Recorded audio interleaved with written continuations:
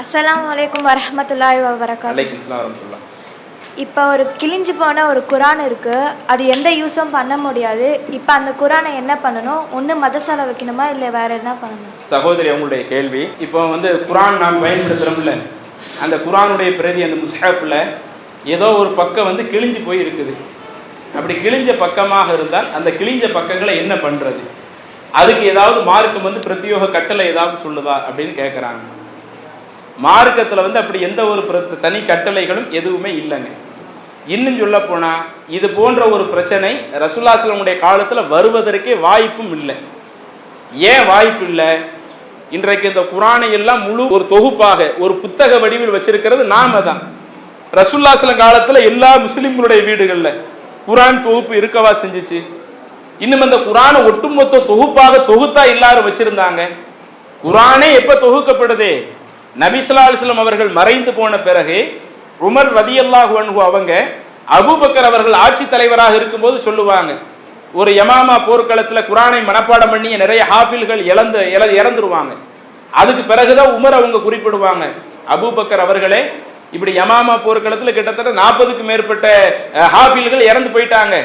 இப்படியே போர்க்களத்தில் நிறைய குரானை மனப்பாடம் பண்ணவங்க இறந்து போய் நம்ம கையில குரான்ங்கிறது ஒரு தொகுப்பா இல்லாம இருந்துச்சுன்னா அது வரக்கூடிய காலத்துக்கு சரி வராது. நாம குரானை ஒரு தொகுப்பாக தொகுக்கணும் என்று முதலாக அந்த ஆலோசனையை அபூபக்கர் ரலியல்லாஹு அன்ஹு அவங்கள்ட்ட உமர் ரலியல்லாஹு அவங்க தான் எடுத்து சொல்லுவாங்க. அப்படி எடுத்து சொன்னவொடனே ஆரம்பத்துல மறுத்தவங்க கடைசியில் இந்த பணியை செஞ்சுதான் ஆகணும். ஸைத் பின் சாபித் அவங்கள்ட்ட அந்த பணியை கொடுத்துருவாங்க. திரும்ப அவங்க ஆட்சி காலத்துல ஃபுல்லா அது தொகுக்கப்படலை. உமர் அவர்களுடைய 10 ஆண்டு ஆட்சி காலத்துல தொகுக்கப்படலை. அதற்கு பிறகு உஸ்மான் ரலியல்லாஹு அவருடைய ஆட்சி காலத்துல தான் அந்த குரான்ங்கிறது ஒரு தொகுப்பாக தொகுக்கப்பட்டது.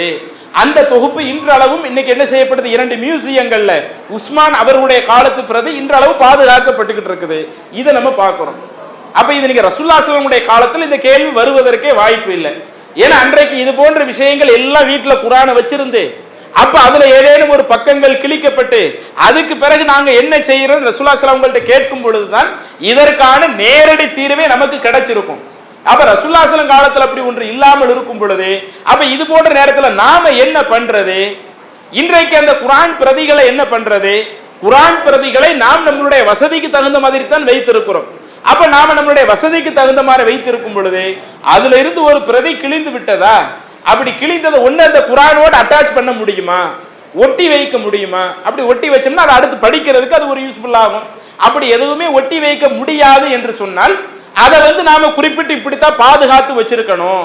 சில ஆட்கள் அதை ஒரு கிணத்துல கொண்டு போய் போடணும், எந்த நபருடைய காலில் படாத விதத்தில் அப்படிலாம் போடணும்பாங்க. அது அவங்க என்ன நினைக்கிறாங்கன்னா குரானுக்கு மதிப்பளிக்கணுங்கிற ஒரு கருத்துல அவங்க அப்படி செய்யறாங்க. அப்படி குரானுக்கு மதிப்பளிக்கணும்ன்ற கருத்துல செய்யறது பொதுவா இப்படி ஒரு சட்டத்தை சொல்றதா இருந்தா ஒரு குரானுடைய பக்கங்கள் கிழிந்து விட்டால் அதை நீங்க பாலடைந்த ஒரு கிணத்தில் தான் போட வேண்டும், அல்லது இது போன்ற ஏதோ ஒரு இடத்துல இப்படித்தான் பண்ணணும்னு ஒன்று சொல்றதா இருந்தா அல்லாஹ்வுடைய தூதர் அதை சொல்லி இருந்தால் அதை வைத்து சட்டம் சொல்லலாம். எதை அல்லாஹ்வுடைய தூதர் சொல்லவில்லையோ, அல்லாஹ்வுடைய தூதர் சொல்லாத ஒன்றை நாமளா இதுதான் மார்க்க சட்டம் என்ன செய்ய முடியாது, நாமளா ஒன்றை புகுத்த முடியாது ஒண்ணு.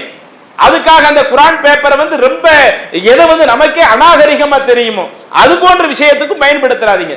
அதை எப்படி டிஸ்போஸ் பண்றதுக்கு வாய்ப்பு இருக்குதோ, நம்மள்ட்ட இருக்கிற அந்த ஒரு தாளை எப்படி அதை டிஸ்போஸ் நம்ம பிற ஆட்கள்கிட்ட ஒப்படை அல்லது வேற ஏதோ செய்யறதுக்கு வாய்ப்பு இருக்குதோ அதை நீங்க பார்த்துக்கிடுங்க. அதை அநாகரிகமாக செய்யற ஒரு விஷயத்துல அதை மாத்திரம் நீங்க தவிர்த்துக்கிடுங்க. ஏன்னா வெளிப்படையாக ரசூலுல்லாஹி ஸல்லல்லாஹு அலைஹி வஸல்லம் காலத்துல இப்படி இருந்தால் அதை வச்சு நம்ம சட்டம் சொல்லலாம்.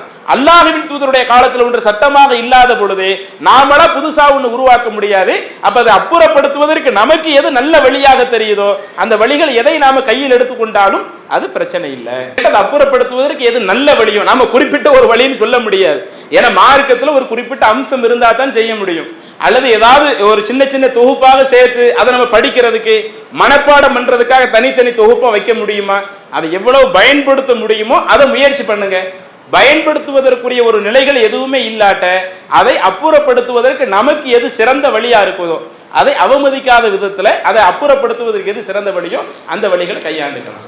இஸ்லாம் மற்றும் சமுதாய செய்திகளை அறிந்து கொள்ள தமிழ்நாடு தௌஹீத் ஜமாஅத் யூடியூப் பக்கத்தை உடனடியாக சப்ஸ்கிரைப் செய்து கொள்ளுங்கள். மேலும் பெல் பட்டனையும் கிளிக் செய்து கொள்ளுங்கள்.